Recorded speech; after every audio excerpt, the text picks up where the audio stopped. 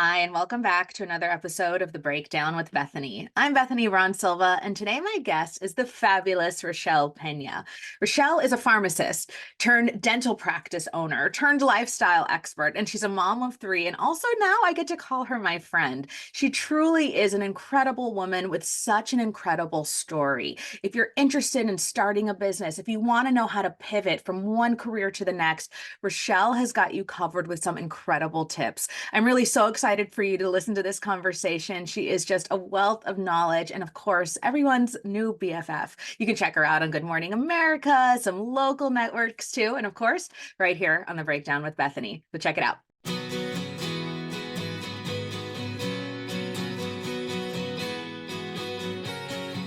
But I'm so excited to talk to you because I was reading, some of your background. It's so fascinating, your entrepreneurial journey. Can you just take us through from the start and introduce yourself to our listeners, what you're all about, what you do, and just maybe, and then of course, we're a mom show. So tell us about your kids.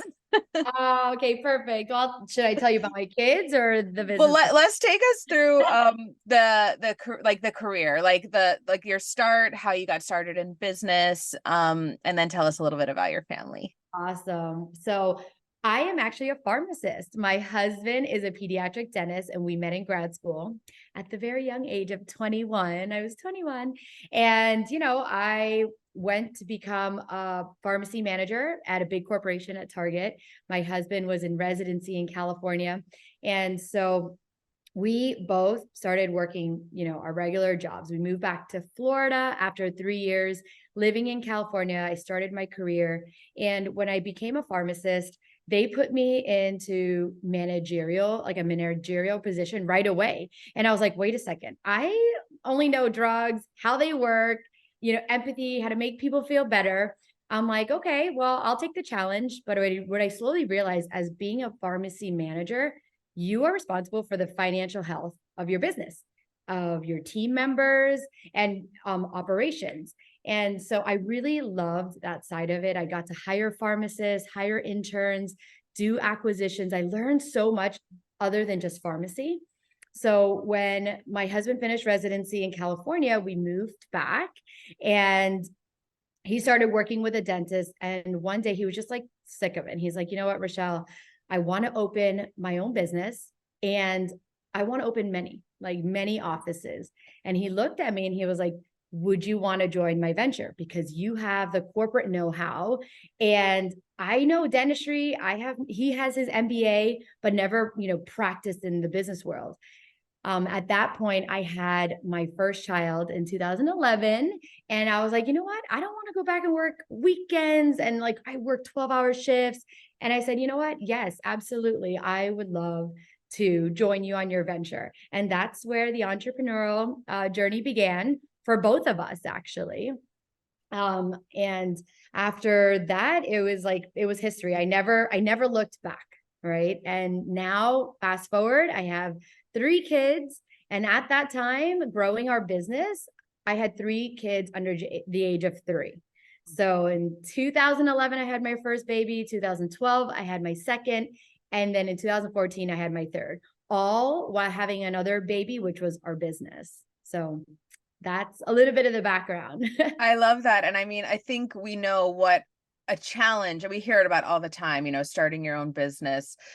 It's definitely filled with so many ups and downs. So I can't imagine raising young children in the process, but then also doing it sort of as a family. So tell us a little bit about what that was like, some of the struggles, because I know a lot of mom entrepreneurs or aspiring entrepreneurs do listen to this podcast. So what advice do you have for them that, just like to not give up? Like, you have your kids and you have your business, but like, Right. what advice do you have there? Oof, I have so many. So the first thing I'd like to say is, it's great that you asked this question because looking back, I would never be able to give this advice when you're in the heat of everything, right? But now fast forward, I've learned so much. And the biggest advice is really to prioritize what's important to you and to set boundaries. Because a lot of people say, oh, you can't live the work-life balance. How can you be a mom and be an entrepreneur at the same time? You can, but you have to make sure that with our team, we would say, okay, after 5 o'clock, unless it's a dire emergency, no emails. Like set the email for tomorrow. You don't want to be at dinner and get this like dreaded email, and now you're with your kids, you know? And also prioritizing your self-care. I know people say that all the time, but it's so important when you're so stressed, like with work and the business and building something bigger than yourself. There needs to be some type of outlet. And I made it a priority. Every morning I would wake up early. People say, oh, I don't have time to do it. But you make time for the things that are important to you. And for me, taking care of my health so that I could love and give back to my team and to my kids and have the energy, right? Is really how I got through that time. And it is possible. Yeah, I love that. And also, what really caught me, what I love about your story also is that your husband almost like proposed to you again. He's like, Yes. will you go into business with me? And you were excited to do it. But when did you start the business? You said 2011 or? 2011. Yes. Yeah. So, I mean, we're talking now, 13. a long time, like what, 12 years Mhm. and almost 13. And like, I can't even paint a room with my husband. I'm not gonna lie. Like, we fight over everything. We don't fight about big things. We fight about little things. So Yeah. tell us how it's been working with your husband so closely, launching this incredibly successful business. And of course, like you have that other part, right? Like your mom and dad did be amazing kids. So Yeah. tell us all about that.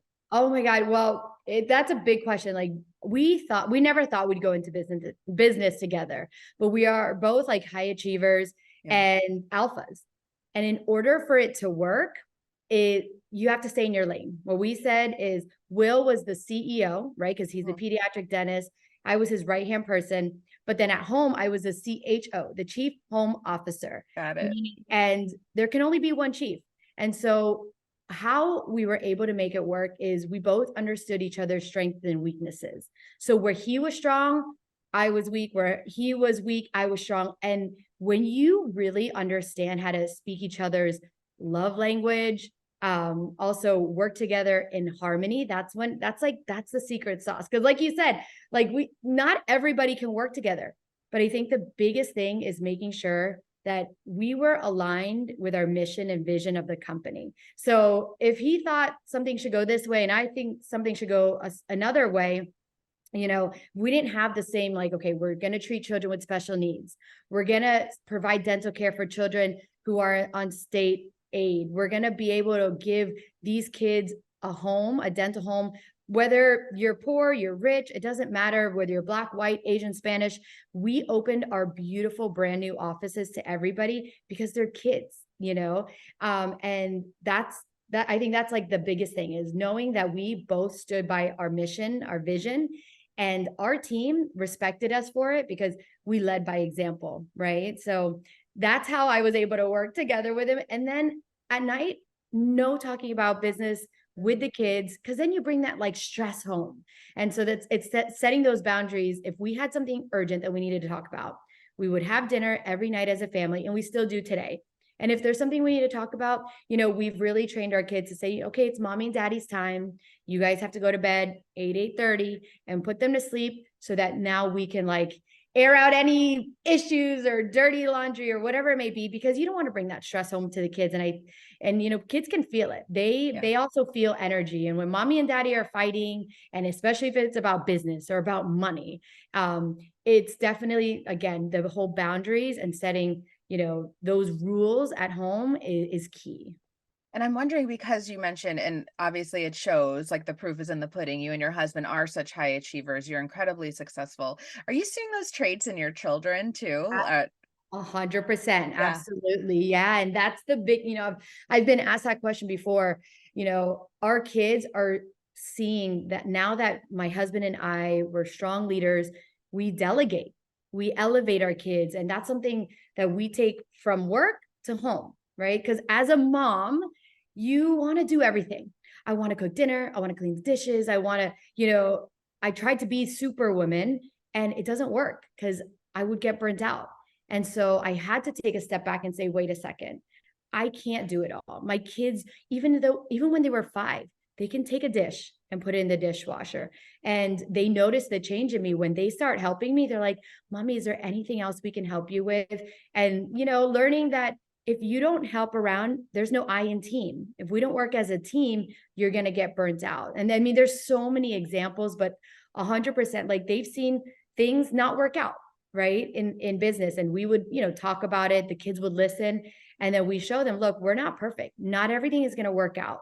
But if you don't try, then you'll never know. And these, like, we're definitely making little leaders in the making. I love that. And then, just to sort of piggyback off about the topic of things not working out, I know that, your business, your journey, your entrepreneurial journey has not been without its challenges. Can you talk to us a little bit about that? Because I think it's important for people to see, like how the steps that it takes and sometimes the setbacks.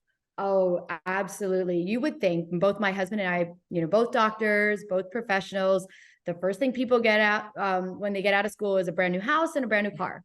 We did the complete opposite. We decided to open the business in 2011 and move in with my parents with not one child, but two children. And when we were starting the business, I said, you know what? No problem. I'm okay with delayed gratification, and there's no success without struggle. So number one, we moved in with our parents, but 3 months after opening our business, we were burning through cash. Like our cash was it. I mean, we were paying payroll. There wasn't enough patients coming in, but on the back end, I was doing marketing. I was in community events, hustling, right, to make this business work. And one day my husband's like, Richelle, we need to do something because we are going to run out of money faster than I imagined. And I was like, no problem.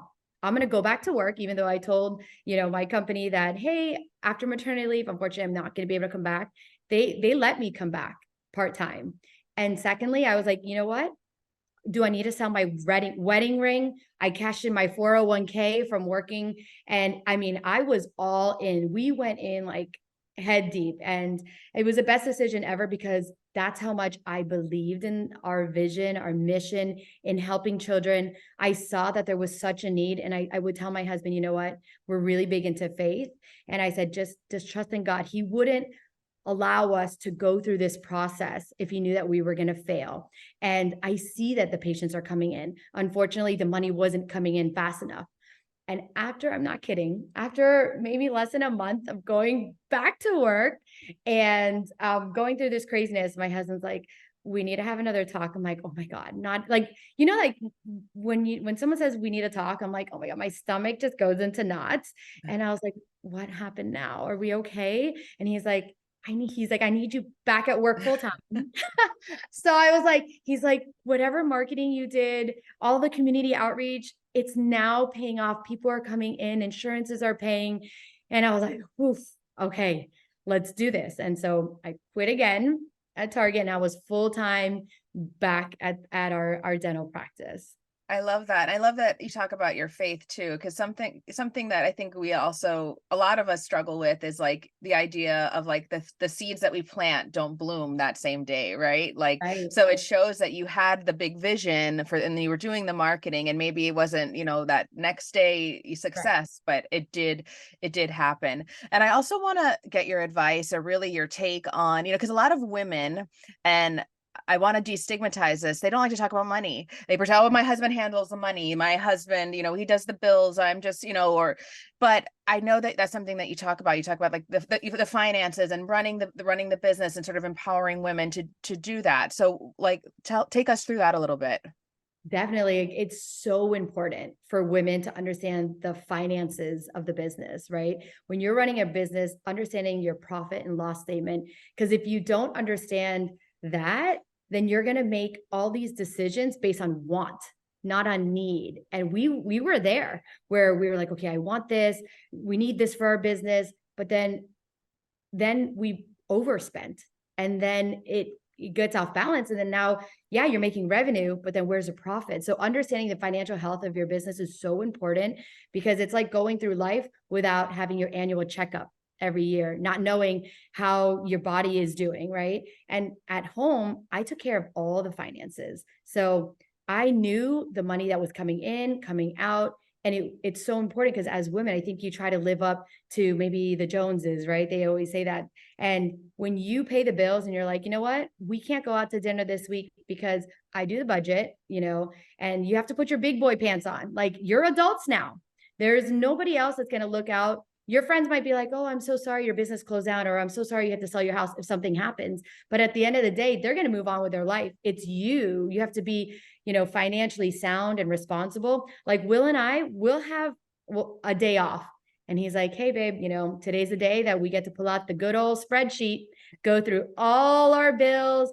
And I'm like, no, I just wanted to go to the spa. But I know we need to be responsible because you have 3 human beings, your kids, are there, and they're not worrying about the finances. It's you. So women in particular, I think it's so bad when you don't know the finances of your business or of your home, and you let that all go to your husband, because then you're oblivious of what's happening and you just spend and you want to go out, and you don't realize that your husband can get like sick or gain anxiety because now you're just spending and he wants to make you happy.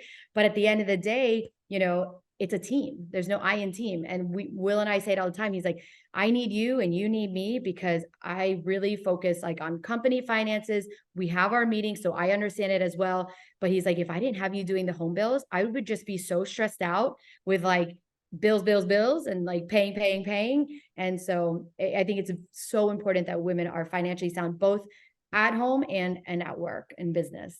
That's really incredible. And now I'm also wondering, because this seems to me like the dream, right? Like you build your company, it's successful, and then actually you guys sold the business. Was that always in the plan, or did that kind of catch you off guard? Or, yeah, tell me about that. Yeah, that was not always in the plan. The plan was so we ended with 7 offices, over 100 team members, 18 doctors. I mean, huge team. And we had no private investors. It was just us. And that was not in the plan. However, there comes a time, they call it like your golden years, right? Where as a visionary, the CEO, the owners of the company, you have to see where the market is going, where this field is going. And with dentistry, we started seeing these bigger corporations coming out. Obviously, the more patients you have, the better rates you have with insurances. We never got a raise with insurance companies because we were just a small business. Right. And 10 years ago, we were the only ones seeing special needs, doing sedation dentistry, taking state aid insurance. We started seeing everybody copy us. They started, we were the trailblazers. At first, we had all the naysayers. So for anybody starting a new business, anybody telling you, no, don't do it, do it. Because now everybody looks back and they're like, wow, you guys really like saw something that we didn't see. And then about 10 years into the business, we took the company as far as we could. And we knew that we needed help from a bigger organization to take it to the next level, to give our team members better benefits, to give our patients more services. Now they're doing braces and orthodontics. And truthfully, there comes a point where the stress, it's not worth it anymore, right? Where you say, you know what? The only thing as parents that you have with your kids is time, right? Our kids were about 8, 9, and 11 when we sold, or maybe even younger. And we said, we've always put family first. We had a principle. It was called the GFB principle: God, family, and then business. And we wanted to continue on that path. And we said, you know what? I think it's time. It's time that, a lot of people have been knocking on our doors. They wanted to purchase our practice, and we had to find the right partner. We were up against 2 companies, and we found one that really fit our mission and purpose, that our team would love. And a lot of our teams stayed. They kept our same team. They kept our same name. They just taking it to the next level. And honestly, there comes a point where you're like, you know what? What does success mean to me? It means sleeping at night, not having anxiety whether you're going to make it the next day. And then more importantly, the freedom to do now what you want to do. And we said, you know what, we're done with the roller coaster. We've helped over 50,000 kids. We've created a team culture that was all about giving back, and we're going to let somebody else take it to the next level. And you have to know when to step away, Yeah, I think that's an important part of business that a lot of people don't discuss actually. But now I'm wondering what's next for you guys. What does the future hold? Any big projects on the horizon? Oh, yes. So one of the biggest projects that we have is really wanting to give back to entrepreneurs, and it doesn't have to be in the dental field, any small business owner. It's hard when you're a small business owner and you have nobody to be like a soundboard, right? Or you want to throw an idea out before you spend so much money on it. So we're creating a small concierge business consultant business, because we truly believe that you should never take advice from someone who hasn't been where you are going. And it's so true. I see a lot of business coaches out there, and then you read their credential. I'm like, well, have they ever run a big team? Have they been through the trenches of the ups and downs of a business, scaling so big and then having to basically, what they say is, cut the fat and really outsource where you could save money? Like, those are things that we all did. And we want to be able to give back and like really help, like on a small concierge level, where it's just going to be my husband and I take a deep dive, help you with operations, systems, processes. We actually have a proprietary method called the MVP3 method, that we think is going to be super successful and helpful for small business owners, because it's a holistic approach, right? You can't just be so successful in business and then lose yourself, lose your identity, not have relationships, lose time with your kids. It can be all balanced. And we believe we've hit the secret sauce to that. And yeah, so we want to help other people. I love it. I believe that you will, and you already have. And so thank you so much, Richelle. Please let us know where we can find out more about you, your new projects, everything like that.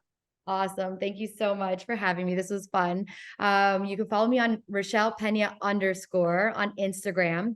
Also on my website, richellepena.com.